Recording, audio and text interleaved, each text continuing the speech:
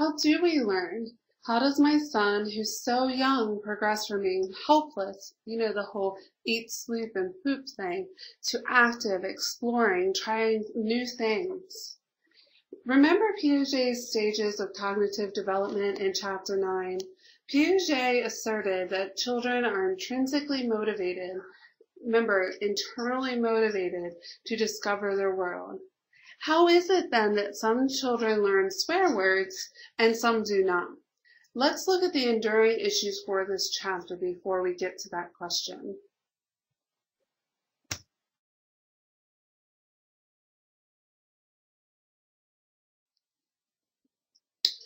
This slide freaks me out. I truly hate insects with many legs, except for daddy long legs. I hope you know what I mean when I say daddy long legs. Tarantulas, I think that's what's on your slide, and I can't even look at the slide as I record it. Where did I learn this fear of spiders? Or silverfish or centipedes? Where did I learn that? Was I initially afraid of spiders and then it expanded?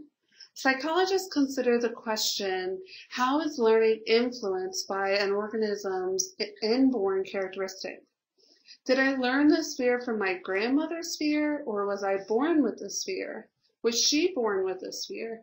Nature versus nurture. How is learning influenced by an organism's inborn characteristics? Another question we need to consider as we talk about learning is, to what extent do organisms change over the course of their lives? This goes into the question of stability versus change. Excuse me. Of course, learning is all about change in behavior, as we'll see in the definition. If that is the case, the question of stability versus change has to be considered. If the definition in itself says that change has to occur, then of course stability versus change has to be considered. To what extent can I teach a child a better way to handle his or her frustration? To what extent am I not able to reverse his or her conditioning that's already occurred? So, is learning always a positive thing? Not necessarily. How stubborn is the learning that's occurred, and how long does it persist? And we will talk about that as we talk about conditioning.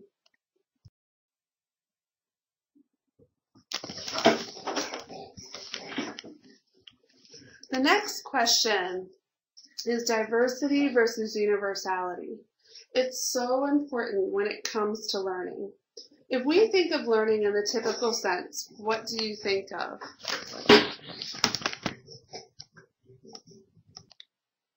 So again, if we are thinking about a classroom with tests, why is it then that some individuals notoriously don't do as well on tests? Maybe you're one of those individuals. What about when it comes to standardized testing? Why is it that notoriously certain populations do not score as well on these tests?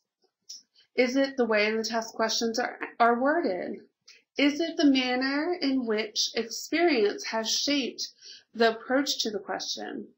If I'm exposed to trauma as a child, will I learn the same in the future? Are children exposed to trauma more likely to experience a harder time adapting as adults and learning from new experiences? So the question is, in what ways do the events that shape learning vary among different individuals? I believe this question is truly interesting. How does learning influence how our body responds to diseases?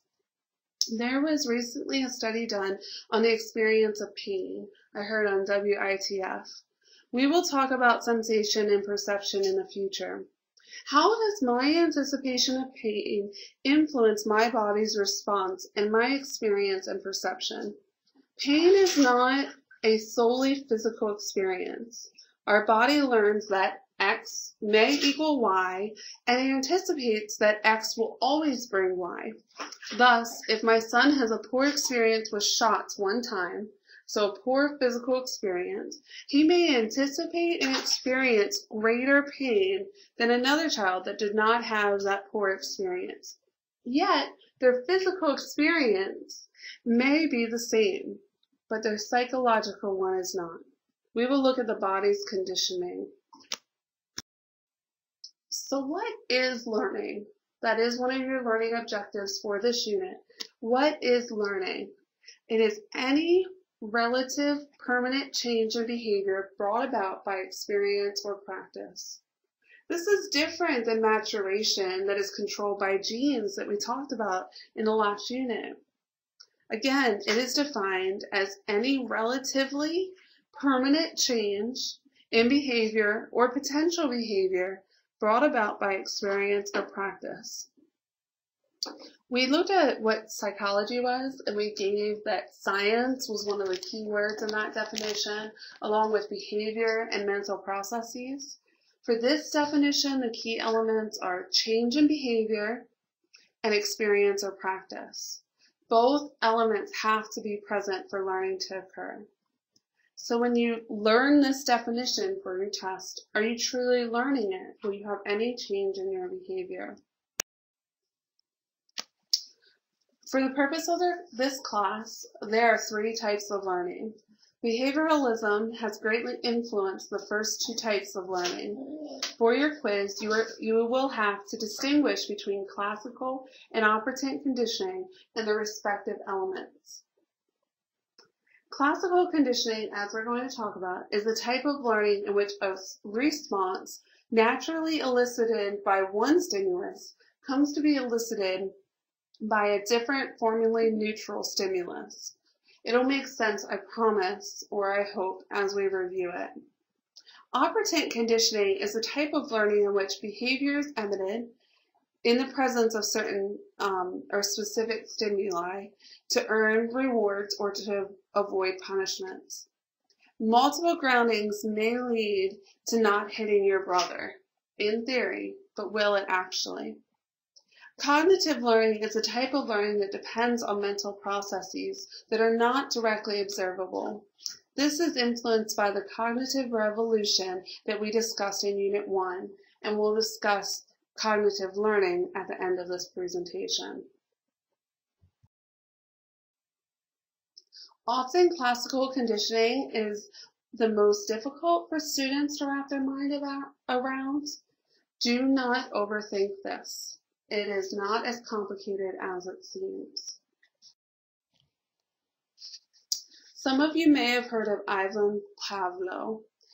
He discovered this type of learning quite unintentionally. He did not set out to discover classical conditioning. He actually wanted to know how much saliva or drool is produced by dogs when given food. I don't know why he decided to study that. I guess that was his specialized interest. Maybe he liked dogs, I'm not quite sure. However, he noticed when he went to give the food to dogs, when he went to introduce it, or when they heard his footsteps to provide the food, that they would start to drool. Probably it was pretty hard to capture the drool because it started prior to giving them the food. He decided then to determine how the dogs had learned. They had learned because there was a change in behavior when there was no food present, and this is when they heard his footsteps. The definition of classical conditioning is this. Again, do not overthink it. This is in Professor Miller's isms. I normally respond to X, whatever X is, with Y. All of a sudden, I respond with Y to Z. So, I normally respond to X with Y. All of a sudden, when Z is presented, I also show Y, whatever my typical behavior is. For example, let's say you fear tests. If I, as your psychology professor, always wear a bright red dress every test day, did you have any problem with the color red prior to that? Absolutely not. But then all of a sudden, you see me in the hall, and I'm wearing a red dress, and you did not think there was a test that day. You experience anxiety.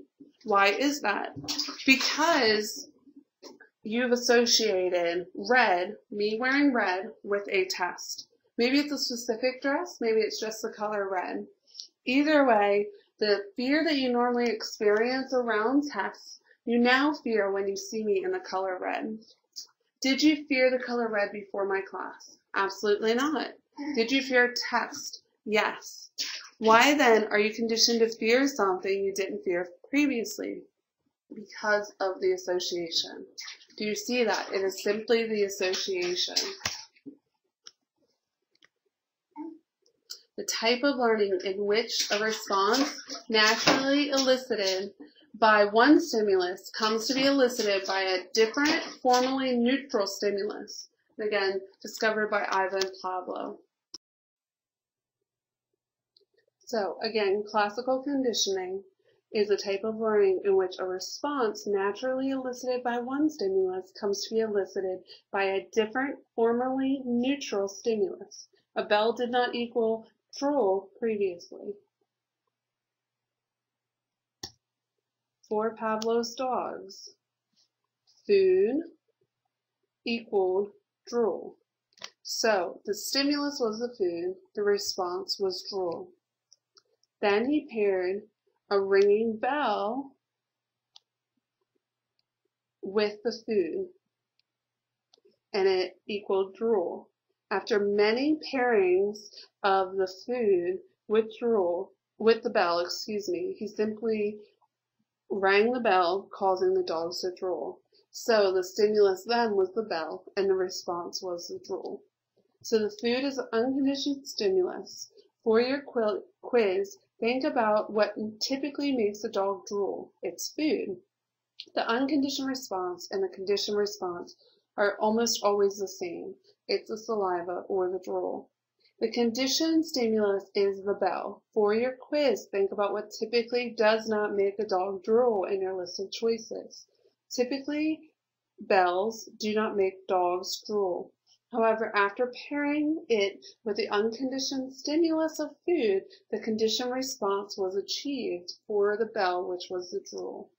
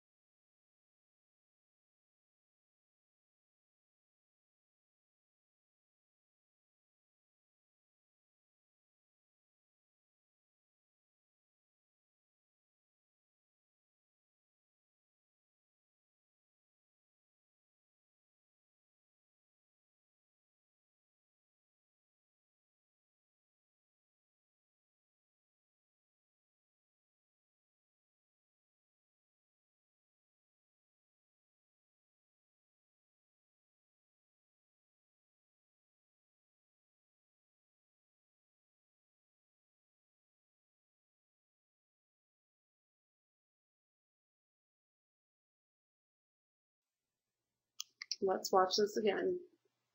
Before conditioning, no response. It's a neutral stimulus and there's no response. This is during conditioning. There's a bell, there's food, and the dog drools. Unconditioned stimulus, unconditioned response, paired with a conditioned stimulus. After conditioning, conditioned stimulus, conditioned response, and notice there's no food. That is for our visual learning. For your discussion board this week, you will need to identify an example of learning in your life with a behavior that you wish to change. In my example of spiders, I may or may not have a phobia, which is learned through classical conditioning. Phobias can be learned. For example, I may not have been afraid of spiders as a young girl, but every time I saw a spider, my mother screamed and started swatting at it. The noise naturally scared me. This is unconditioned stimulus, which would be noise. Unconditioned response was fear. It was paired with the sight of a spider. So now spider equals fear. A spider wasn't initially eliciting fear from me, but because it was paired with a noise, the unconditioned stimulus, It now frightens me. What are phobias? They are intense, irrational fears of particular things or situations, such as spiders or flying. You may choose to study them if you wish for your second major individual paper. You may have read in Chapter 1 that when behavioralism began, John B. Watson, an early behavioralist, conducted an experiment with a little baby named Little Albert. Watson was able to demonstrate that a phobia could be learned through classical conditioning by exposing baby Albert to a white rat and a loud noise, producing a conditioned fear of the rat in the baby. Previously, little Albert had not been concerned, was not afraid of white rats, but he was afraid of loud noises because that's typical for a child. So by pairing a loud noise with the sight of the white rat repeatedly, this caused little Albert to be conditioned to be afraid of white rats. He had been previously open to new experiences. Remember how we talked about the easy temperament? It appeared that he did have the easy temperament of Unit 2. However, at the end of the experiment, he was afraid of white animals or white things, especially rats. Now note, this is considered unethical now. It should have been considered unethical then. No way would I let my baby be intentionally conditioned in such a way. With this being done, a psychologist by the name of Mary Cover-Jones paired the sight of a feared rat at gradually decreasing distances with a child's pleasant experience of eating candy. And you can look and see that candy, it's a pleasant experience because it actually releases certain neurotransmitters in our brains, which is an interesting thing if you want to jump into the biological basis of that experience. This procedure of pairing the white rat at a decreasingly closer distances with the candy allowed that child to lose that fear of white rats. It was a precursor to desensitization therapy. She was able to remove the little boy's fear, his name was Peter, through this classical conditioning. It's almost like a reversal of what happened to little Albert. There's another psychologist who's named Joseph Wolf, I think is how you pronounce his last name. He took her method and he applied it to treat types of anxiety. He developed desensitization therapy, a conditioning technique designed to gradually reduce anxiety about a particular object or situation. You teach the client or the person a system of deep muscle relaxations, and then you work through fearful situations. Relaxation is incorporated with the stimulus. For me, it would be picturing a spider to unlearn the fear. For my example, I would learn the relaxation techniques first, such as deep muscle relaxation, and then picture a small spider on the wall to start. After I was able to experience this visual with minimal fear, I would then progress to picturing a larger spider on the wall, slightly closer to me. I would then progress while maintaining the relaxed state and no fear to picturing a large spider crawling on my hands. Just thinking about that gives me the heebie-jeebies, so I certainly need some desensitization therapy around spiders, it would appear. We will learn more about this type of treatment when we talk about therapies, but I want you to know the basis of it. We are going to transition into the next type of learning, which is operant conditioning. Thorndike and Skinner are some of the behavioralists that contributed to this concept. This is the type of learning in which behaviors are admitted in the presence of specific stimuli to earn rewards or avoid punishments. Here are those key words: experience rewards or to avoid punishments. Edward Lee Thorndike designed a puzzle box. He confined a poor, hungry cat in this puzzle box, as you see on your screen, where the cat could smell and see the reward of a fish. The purpose was to see if the cat could escape, which is the behavior, to achieve the reward, or the treat, which was the reward. The cat had to trip the latch, and Thorndyke timed him or her. Initially, it took the cat quite a while to figure it out how to trip the latch to get the reward, but each time the cat became much, much quicker. After a while, the cat almost instantly escaped from the box to get to the treat, and this led, I'm sure, to a very fat cat. Thorndyke wanted to understand the impact of rewards and punishment on learning.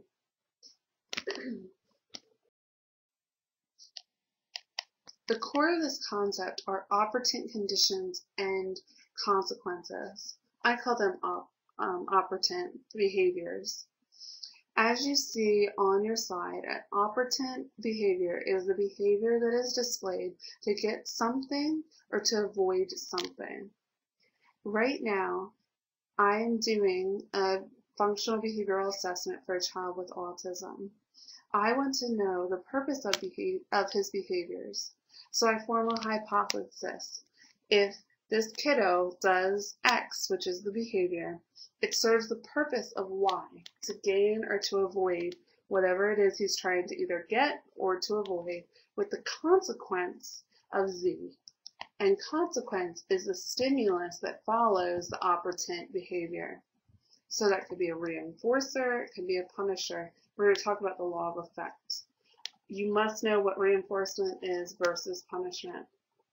Reinforcers are stimuli that follow a behavior and increase the likelihood that the behavior will be repeated. Reinforcers increase, that's your key word. Punishments or punishers are stimuli that follow a behavior and decrease the likelihood that the behavior will be repeated. The punishers are to decrease behavior. The law of effect, or the principle of reinforcement, is Thorndyke's theory that behavior consistently rewarded will be stamped in as learned behavior, and behavior that brings about discomfort will be stamped out. If I feel good, I do it again. If not, I do not do it again. For Skinner's boxes, like Thorndyke's puzzle box, the rat had to press a bar or a button to gain or to avoid something. Both types of boxes were simple in order to establish this operantly conditioned response. Skinner's box only had a couple choices for the rat, so that way the desired response would occur. Sometimes it's difficult to establish an operantly conditioned response because a behavior has to be emitted first. So I'm trying to teach eye contact, and so I set up a plan that if a child makes eye contact, I'm going to give him a lollipop. However, that's not making a child emit a behavior that he doesn't typically show. So it's hard to control typical environments this way. What other options are there? One way to speed up the process besides making the options simple is to increase motivation. A lot of times with that kiddo, to get the eye contact, I will say to them, I know that you love blue raspberry lollipops. If you make eye contact with me, I will give you this blue raspberry lollipop. Animal trainers do this often by offering food. If the dog sits, it's a reward for completing a task. This goes to the concept of reinforcement, increasing the likelihood that the behavior will occur and that it will occur again. Another option is shaping. Now, this isn't necessarily to get the behavior to first show up, but this is to work through a complex steps of achieving behaviors that aren't just simplistic. So I teach one step of the preferred behavior at a time. Perhaps my first step in teaching my child to put away his toys is to praise him for attending to me as I give the directives. I'm reinforcing the behavior. I want you to listen when I say clean up. Then I praise him for picking up picking up the toy. That's reinforcing the behavior. First you listen when I gave the command, and then you picked it up. Then I praise him for putting the toy near the bin. Again, I'm reinforcing the behavior. Good job. You heard me when I said clean up. You picked up the toy and you put it close to where it belongs.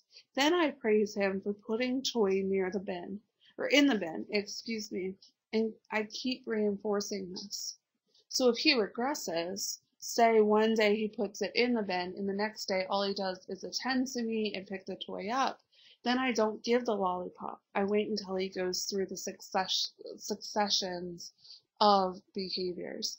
So I determine what behavior, in what steps will the behavior be achieved. The ultimate goal is to have the child put his toys away, but I give those little baby steps along the way. After so many trials, just like in classical conditioning, learning is achieved, and the subject may not do the action any quicker despite the reward. All right, I want you to clean up in 5 minutes instead of the 20 it takes you. If they're not able to do that, they may not do so. Learning's achieved, they're not able to do it any faster. How can you modify your own behavior? And this goes to your discussion board question for this week. Your book has much more detail in chapter 5. A lot of individuals want to lose weight, and they identify this as a New Year's resolution. What do they do about it? Some of them sign up for Weight Watchers, some of them talk about it. If you follow these steps on your screen, you might have success with whatever the behavior is that you decide to target for your discussion board. First, you need to identify the target behavior. Then you need to define the target behavior precisely. Say that your target behavior is to eat healthier. So the target behavior is to eat healthier. You define eating healthy in a very specific way. Then you need to monitor your present behavior. I'm laughing because my husband teases me that I say that I want to eat healthy, but then I don't actually follow through with it.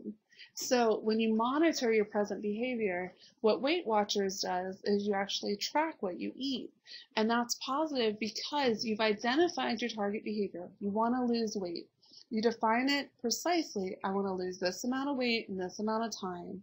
And through these means, I'm only going to have 30 points a day or whatever it is. And then you monitor that present behavior by keeping track of your points. And then you select a positive reinforcer that's contingent upon improvements in the target behavior. I ate healthier, or I lost the weight, so I'm going to be able to spend $250 on a new outfit. Look at that bling right there. Reinforcer, a stimulus that follows a behavior and increases the likelihood that the behavior will be repeated. I want this, I did this, I achieved this, so I want to do it again so I can achieve it again.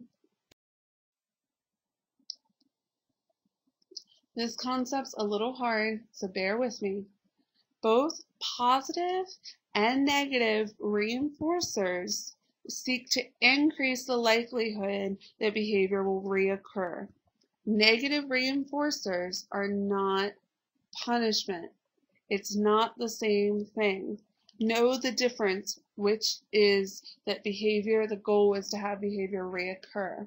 Positive reinforcers, the handing of money, events whose presence increase the likelihood that the behavior is going to reoccur.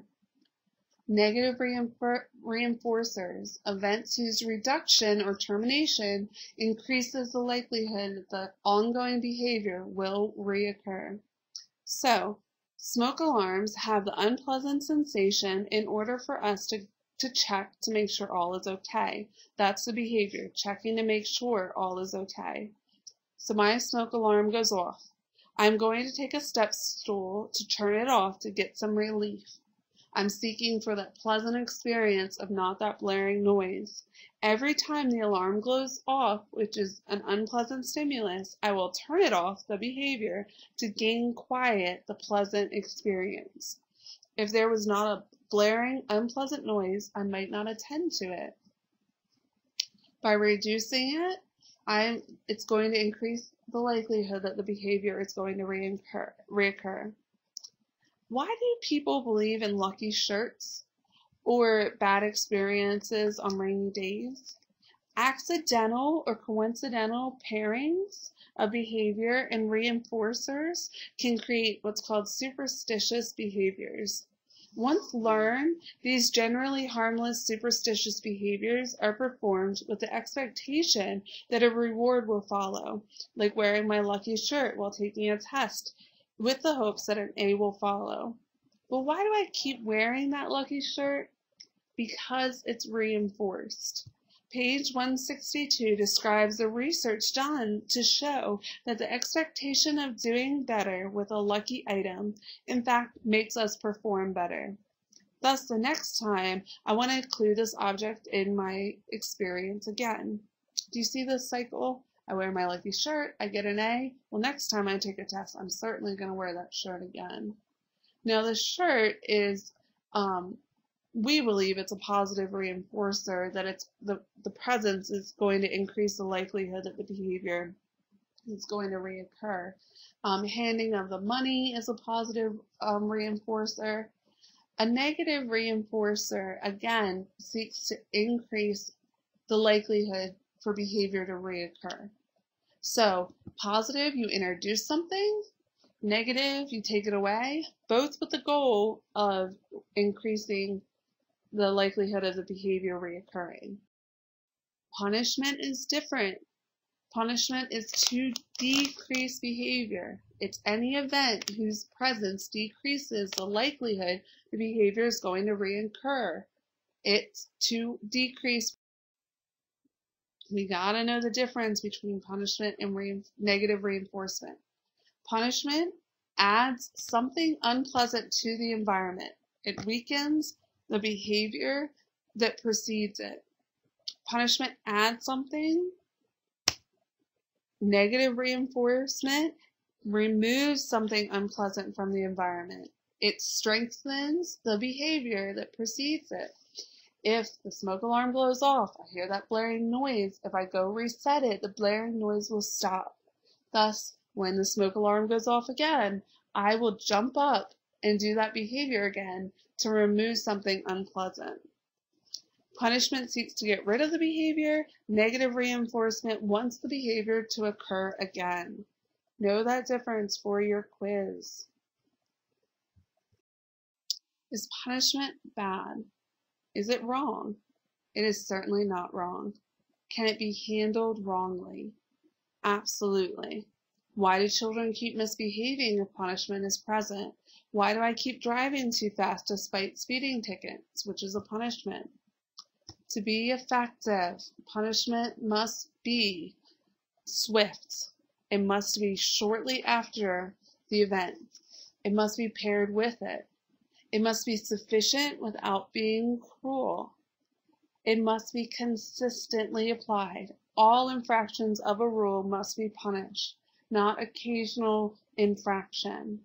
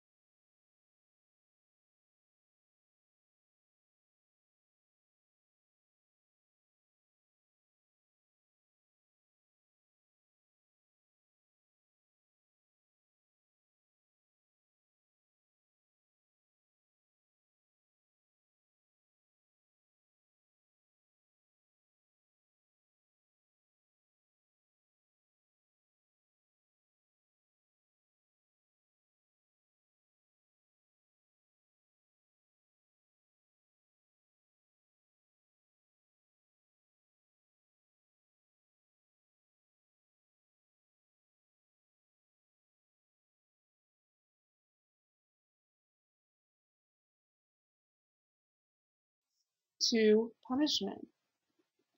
I cannot unteach unwanted behavior. I'm not unteaching you poor in-text citations by giving you a 0. Behavior already learned cannot be unlearned this way. It's only suppressed. Punishment can backfire because it it stirs up these negative feelings that interfere with learning more desirable behaviors. The negative feelings provoke more undesirable behaviors. I get mad at my mom because she punished me by spanking me for hitting my little sister, so I go in my room and tear up my dolls. And that goes to the third drawback in this class that we'll cover, which is the teaching of aggression.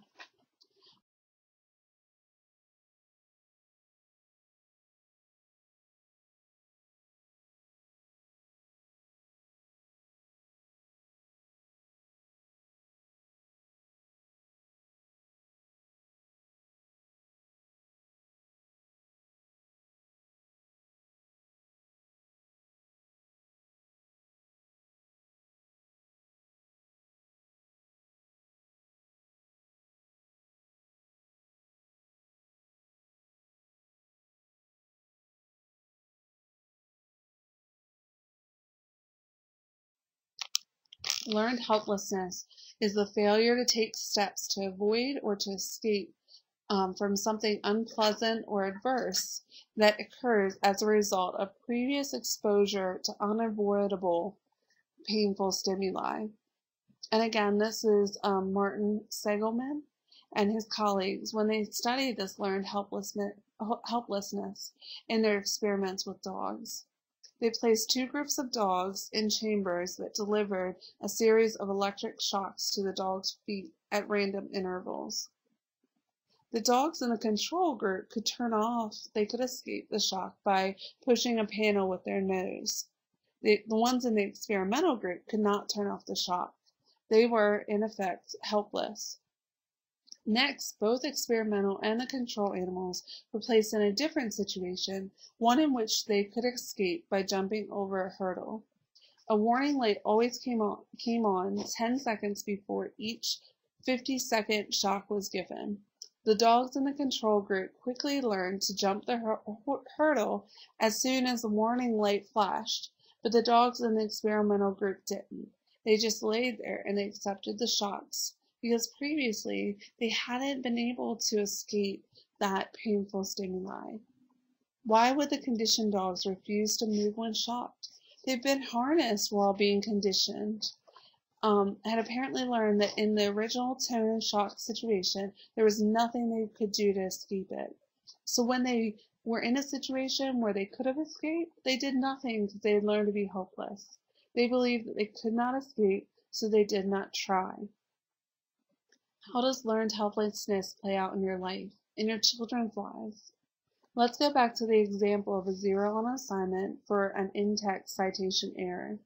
But after every attempt you made to get the in-text citations correct, I found another element you missed and zeroed you out. Despite all your efforts, you were consistently punished. Would you continue to do assignments for me? After all, I'm not teaching you the right way, and you're going to lose points. You're not going to get points anyhow. You might learn that it's helpless to even try, so why try at all? Hopefully that's never the case. That's why I try to be accommodating. If you have any trouble with in-text citations, please see me. Biofeedback is a technique using monitoring devices to provide precise information about internal physiological processes like heart rate, blood pressure, to teach you voluntarily control over these functions. Neurological or neurofeedback is a biofeedback technique that monitors brain waves with the use of an EEG to teach people to gain voluntarily control over their brainwave activity. These techniques have been used to control migraine headaches, hypertension, panic attacks, and anxiety that can interfere with athletic or musical performance. This is an amazing way to help individuals regulate both physically and psychologically. Read more about it on page 165 in your textbook if you're interested. I'm not going to cover it in depth in this section of our course, but I will say it's helped some of my clients immensely. So we know that classical and operant conditioning are different. First of all, they involved learned associations.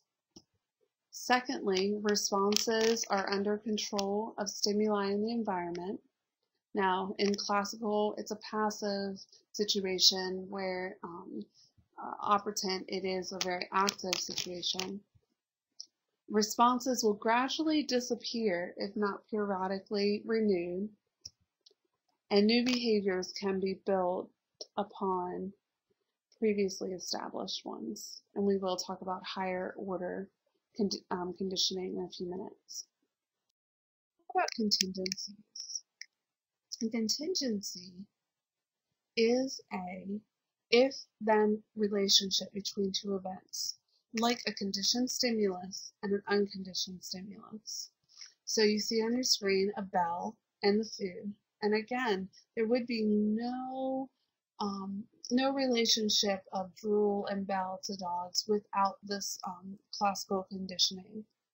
So together they're paired. The bell, if the bell is rung, the food will appear. And this is a contingency. It's an if-then relationship.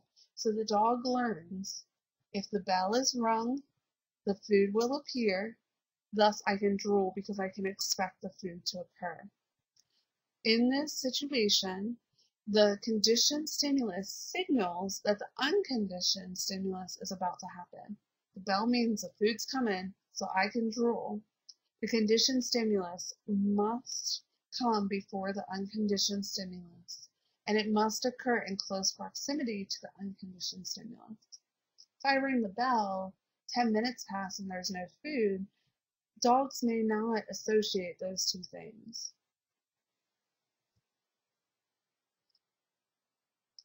If conditioned stimulus occurs after the unconditioned stimulus, like if the food were to appear and then the bell, it's called backwards conditioning.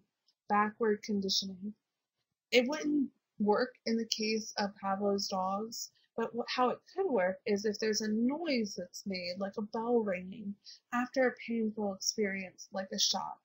So I experience a shock and then I hear the bell. And then I realize that bell means that the experience is over. I may then relax. This is backwards conditioning. There's another understanding about contingencies and in classical conditioning. It's this concept of blocking. It's a process whereby prior conditioning prevents conditioning to a new second stimulus, even when the two stimuli are presented simultaneously. Classical conditioning to a stimuli will only occur when the stimulus tells the learner something new or additional about the likelihood that an unconditioned stimulus will occur. So, your book gives the example of shocking a rat. The rat shows a fear response to a noise since it's been conditioned to the noise prior to the shock. They hear the noise, they get shocked. They know they hear the noise, they anticipate the shock. So if I then add noise with a light, I flash a light, I do the noise, and then a shock occurs, or I do a noise and a light at the same time, and then the shock occurs, the rat doesn't really pay any attention to the light because it's not saying anything new, because I already hear the noise, so I know the shock's coming. It didn't learn anything new. I'm not knowing what to expect from the light. And there's no new information outside of what the noise is presenting to me. Contingencies in operant conditioning work like this. There's a contingency between the response and the consequence. We're going to talk about schedules of reinforcement, the contingency between the responses and the rewards. If I get a partial reinforcement, the behavior is going to be longer lasting. Continuous reinforcement means that the behavior does not last as long. What is partial reinforcement? Partial reinforcement or intermittent reinforcement is in which only some correct responses are followed by reinforcement. It's much more resistant to extinction. It's called the partial reinforcement effect. Remember how I talked about doing a partial or intermittent pairing in classical conditioning is not the best for the response to be long-lasting? In operant conditioning, it's not like that. Intermittent reinforcement is considered the best because it allows for environmental fluctuations. If I say to Johnny, after every time you get an A, which is continuous reinforcement, I'm going to give you $1. What if something happens and I don't have $1 that day? How am I going to reinforce that? He's going to then think, what in the world happened? Or if I say to Johnny, you know that doing well on your test may lead to some rewards. And after every couple tests, maybe every 2 the first time I give $1, after every 5 I give $1, I am breaking up when I give that reinforcement. Let's talk about reinforcement schedules, and it'll make sense, I believe. The first one is the fixed ratio schedule of reinforcement. Correct responses is reinforced after a fixed number of correct responses. So the rapid, steady response rate with short pauses. If I grade 5 papers, I reward myself with a candy. Every 5 papers equals a candy. The positive reinforcement is the candy after a fixed number of responses. So I'm going to know if I grade 10 papers, I'm going to get a candy after every 5. The variable ratio is varying number of correct responses must occur before reinforcement. So I just keep going without any pauses in my behavior because I don't know when I'm going to get that reinforcement. I know I'm going to get the candy eventually for grading papers. Sometimes it's going to be after grading 2 papers. Sometimes it's after 10. It's like playing the candy lottery. I know I will hit it at some point, but I'm unsure when. I'll probably keep grading until I hit it. Casinos play off of our tendency to keep playing in order to make money. You will never know when you're going to be reinforced, but you know it'll happen, so you're going to keep doing the behavior that's desired. The fixed interval is the correct response is reinforced after a fixed length of time has passed. I know I will receive a candy after 2 hours of grading. Doesn't matter how many papers within that time, but I know that I'm going to get a candy after so much time has passed. I'm going to have an increase in response before reinforcement and a long pause after. So I might grade for an hour and 45 minutes, crank out a couple papers, get my reinforcement, and then I'm going to take a break and pause because I know it's going to be quite a while before I receive that reinforcement again. And then the variable interval of reinforcement, schedule of reinforcement, is the correct response is reinforced after varying amounts of time. This is a slower, steadier pace. I'm going to receive candy at some time. I'm going to keep doing the behavior because at some time I'm going to get this candy. Sometimes it may be after 10 minutes of grading, sometimes it's after 60. So unlike the fixed interval previous one where I'm going to take a long pause, I'm going to return quickly back to grading because maybe this time I'll only have to wait 10 minutes. The very best, in my opinion, is the variable ratio because it's based off of correct responses. The person keeps attempting and keeps exhibiting behavior because they know they're going to get reinforcement. As you'll see in the charts, learning tends to be relatively consistent and constant as the response rate is moderate. My next favorite is the variable interval one. Why are we so concerned about schedules of reinforcement? It's because of this idea of extinction. This is the decrease in the strength or frequency or stopping altogether of a learned response because either A, there's a failure to continue pairing of the unconditioned stimulus and the conditioned stimulus. So with Pavlov's dogs, they never get any food. Well, I'm going to stop responding to the bell, stop drooling if I never get any food. Or for operant conditioning, it's a withholding of reinforcement. So if after every 10 tests I don't get a candy, after every 5 hours I don't get a candy, maybe I don't want to grade anymore. Spontaneous recovery is when a learned response suddenly reappears on its own. So if Pavlov's, and this is without training, it's a passage of time. So for Pavlov's example, there's no pairing of the unconditioned stimulus and conditioned stimulus after the behavior has been extinguished. So there's a spontaneous recovery because one of Pavlov's dogs hears the bell and starts drooling after maybe a year of not being part of that experiment anymore. For operant conditioning, there's no reinforcement, but all of a sudden the desired behavior reoccurs. So, extinguishing operantly conditioned responses depend on a number of factors. It's not as easy as saying, okay, we're done. Baby Albert, go back to not fearing rats. Unfortunately, that fear was cemented in him, so how do we get rid of it? How difficult is it to get rid of? It depends on the strength of the original learning. If you spend many, many hours teaching a puppy to sit on command, you're going to have difficulty extinguishing that trick from a grown dog. The whole phrase, can't teach a dog new tricks, an old dog new tricks. It's not necessarily completely applicable to this example, but think through that. If I spent hours training a puppy a certain behavior, perhaps I teach them how to growl at strangers. It's going to be very difficult to teach an old dog to not do that anymore. Again, the pattern of reinforcement, which is the schedule of reinforcement. If you reinforce responses occasionally when doing operant conditioning, the extinction will be more difficult. Why is this? Because the subject is used to not receiving reinforcement every time, the idea of continuous reinforcement. Thus, it will take more time to prove that the reinforcement is eventually not coming. They're going to think, well, maybe just a couple more times and then it'll come. Then I'll get this payoff. Then I'll get this reward. The next is the variety of settings in which the original learning took place. If you taught the behavior in several settings, it's more difficult to get rid of. Point blank.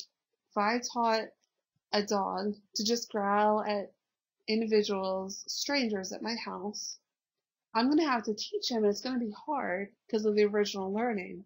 But if I taught him to growl at strangers everywhere, it's going to be even harder. If I've shaped behaviors, this has led to a complexity of the behavior. So there's multiple steps to the behavior. I have to unteach each one, and that's going to take more time, and it's going to be more difficult. Punishment, especially if it's severe, may lead the subject to highly avoid what seems to be unsafe.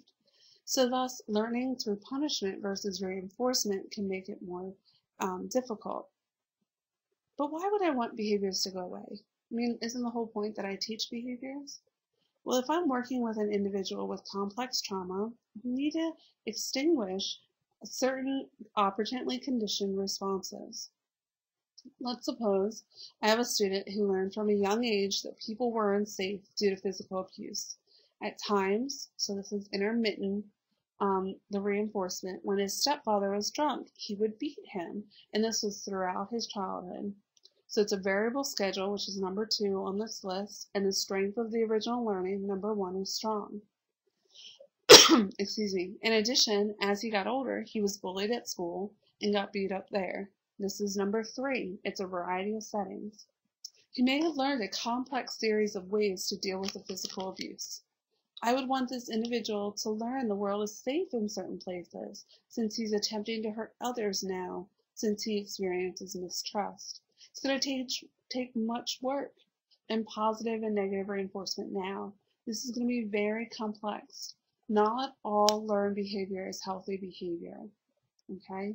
Not all learned behavior is healthy behavior, so thus I'm going to want to pay attention to these 5 factors. What's neat is you can use conditioning to build new training. I referenced this earlier. Higher order conditioning is a conditioning based on previous learning. This does not mean that it's better, but it means that what used to serve as the conditioned stimulus now gets to serve as unconditioned stimulus for further training. I get to use building blocks.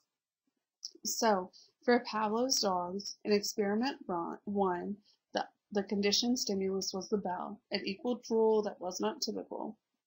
In experiment 2 for Pavlov, he showed the dogs a black box, which was the conditioned stimulus for experiment 2, pairing it with a bell, which was the new unconditioned stimulus for experiment 2, to produce the responsive drool. Before conditioning, the black box meant nothing to the dog.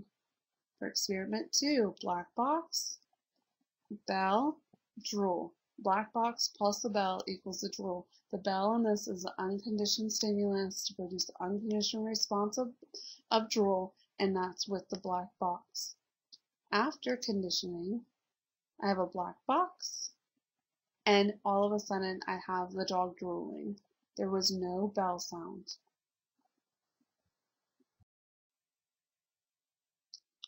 Let's talk about new learning based on original learning, because we need to talk about primary reinforcers.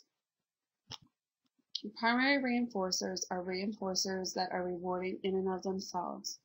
Food, water, sex. And we'll talk about that when we talk about motivation, why sex is a primary reinforcer. No learning is required to make them reinforcing because they're naturally reinforcing. They intrinsically make us feel good. In operant conditioning, secondary reinforcers allow for new learning. These are reinforcers whose values are acquired through association with other primary or secondary reinforcers. A gold medal is not intrinsically rewarding until we learn that it is, because it provides something to us. We learn that secondary reinforcers have an association with much more basic reinforcers. Money is secondary. I don't eat money, it's not essential for my survival, but I use it to purchase things that are essential for my survival. We pair it with a primary reinforcer so that it makes me desire more money, so that way I can, achieve stability in my life. New learning based on original learning.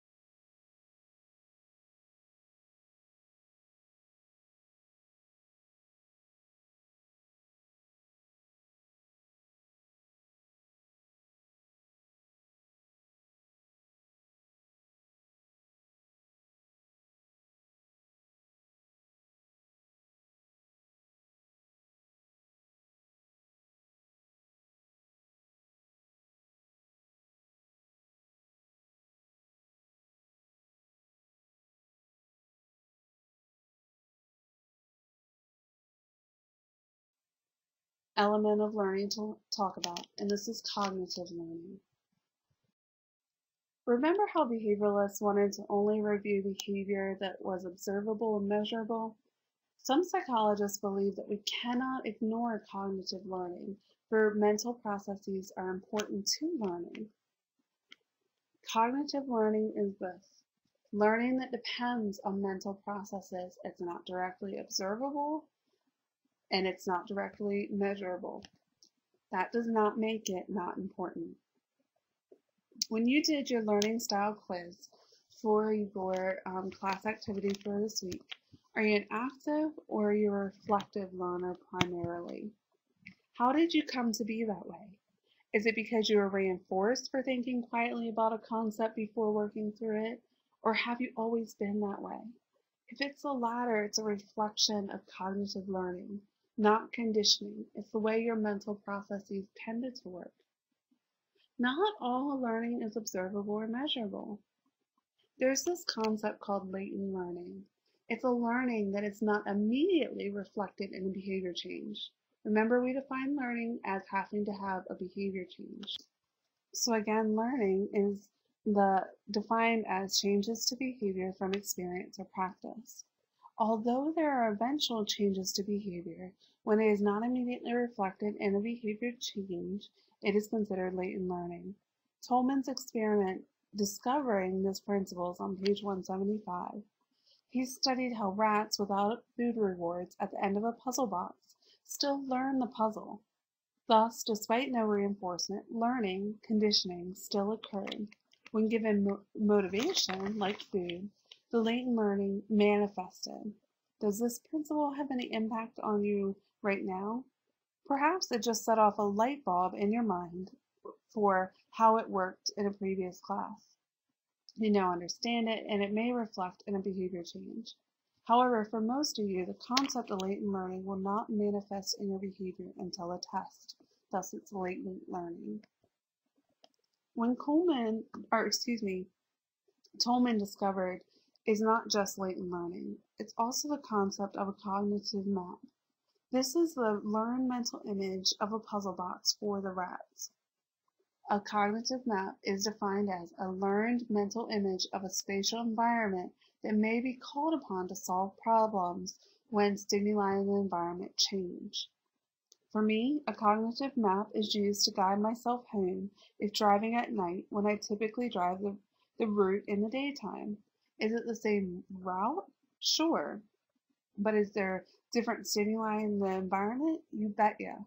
So I need to direct myself based off of this mental image that I have, this mental map that I have of this environment. Another example is, you know your bedroom. You're very familiar with it. All of a sudden the power goes out and you need to find the flashlight. You are using that cognitive map to remember how to get to that flashlight.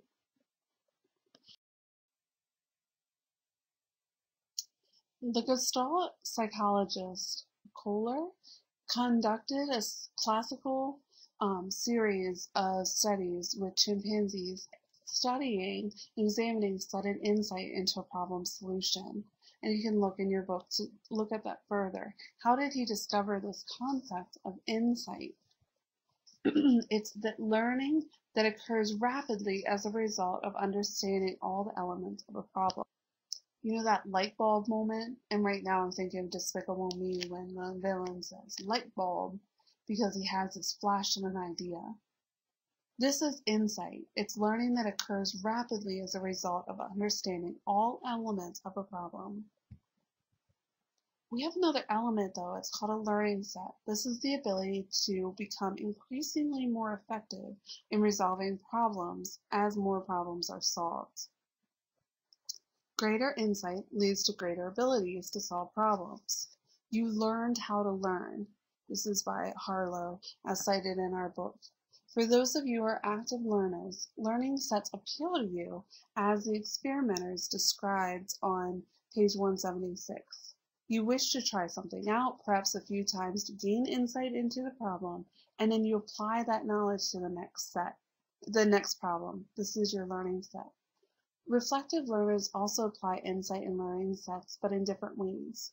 A reflective learner likes to gain insight through thinking through all aspects of the problem, instead of, like the active learners, practicing all aspects of the problem.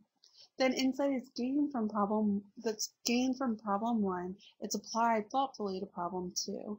Once a possible situation or solution is achieved, the reflective learner may attempt to try it out, monitor success, reflect on the success, and then retry.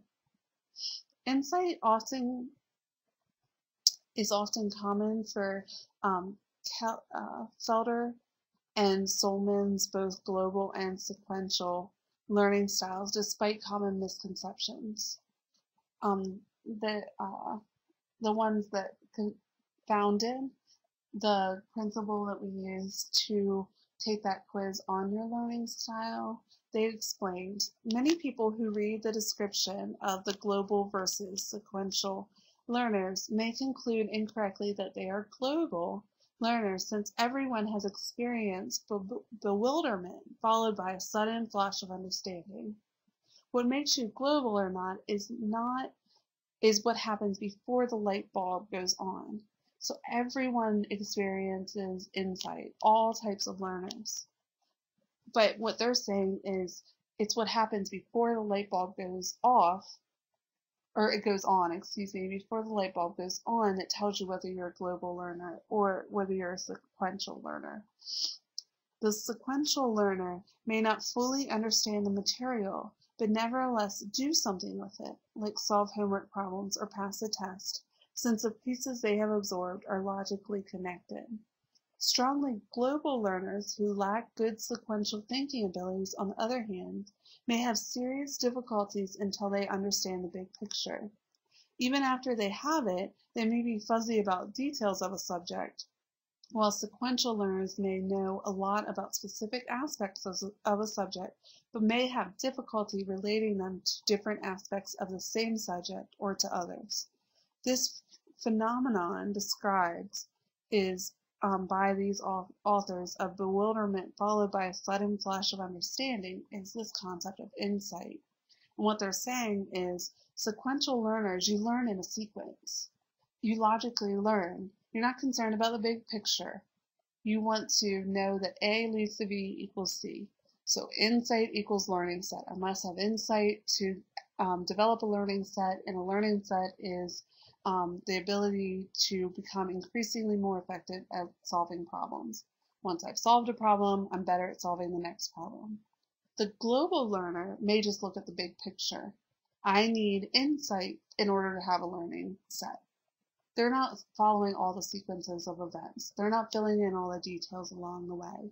But it may be difficult for the sequential learner to apply this concept we're studying to another concept. What other types of cognitive learning are there besides latent learning, the cognitive map, insight, and a learning set? There is learning by observing. Observational learning is learning by observing other people's behavior based on the punishment or rewards that they receive. Social learning theorists are psychologists whose view of learning emphasizes the ability to learn by observing a model or receiving instructions without first-hand experience. What are the elements of observational learning? Attention. The learner must first pay attention to the model. Memory. The learner must be able to retain the memory of what was done in order to do it themselves later. And motivation. The learner must have the desire to perform the action. These are all how one learns through observation. Motivation is greatly influenced by the kind of consequences associated with the observed behavior, rewards or punishments. I watch the fact that Johnny gets a lollipop after doing well on a test. I observe that he takes the test to the teacher and after getting an A, and the teacher hands him a lollipop after grading it and finding out that he got an A. So then I must mimic this to get the lollipop. I must get an A. The observer needs not to receive the consequence directly. The consequences may happen to the person whom the observer is watching, and this is called vicarious reinforcement or vicarious punishment. Reinforcement in this concept is defined, as you see on your screen, as reinforcement or punishment experienced by the models that affect the willingness of others to perform the behaviors they learn by observing those models. These vicarious consequences affect the willingness of others to perform the behaviors they learn by observing those of models. I call this experience of observational learning when I'm trying to teach a behavior modeling. The intervention I do is called modeling. And I see this play out in classrooms or amongst siblings. In my on-ground class, this plays out when one student watches another student approach me for help. And maybe when that student approaches me for help, I do not help them. And I punish their asking for help, which hopefully I would never do, but I punish that. And so that the person that's learning through observation sees that and experiences that punishment vicariously. So they see that someone got punished for asking for help, so they don't do it. They don't ask for help because they learn that that's not a good experience. So they're paying attention to their model, they're retaining what's happened to decide later whether to do it or not, and they're motivated to learn whether or not to perform that action. Learning can occur without performance. That is a key. You see the couple dancing. Well, the gentleman, or it looks like a gentleman, I made an assumption, excuse my gender stereotype. The individual on the left, the forefront of your screen, is looking at the steps without actually doing them.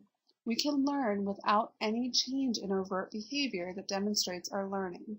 Whether or not we act depends on our motivation. This distinction is crucial to social learning theorists.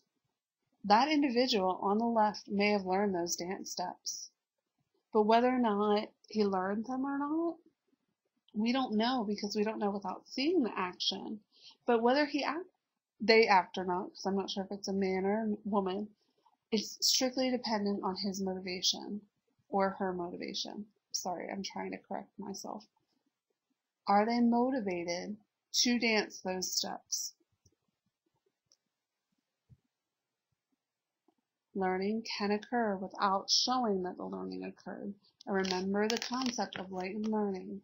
This individual, a year from now, may be given the opportunity to dance those steps. We would see if that learning actually occurred when that performance occurs.